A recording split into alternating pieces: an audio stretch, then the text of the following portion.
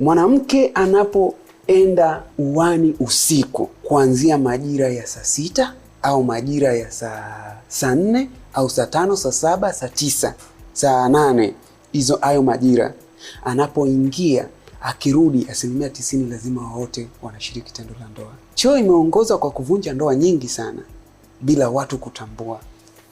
Ni kwa sababu gani? Mtu anaingia chooni, labda ametoka kuomba kazi sehemu, anaingia chooni, atoki mlangoni akemee pepo chafu libaki, anarudi anaenda shika labda CV vyake, mwisho wa siku interview yake anaambiwa umefeli. Ukitaka kujua choo ni mbaya, tereza hata kidogo, utahisi kuna mtu amekusukuma, kwa sababu kuna nafsi ambazo zinahitaji muda wote amani au damu.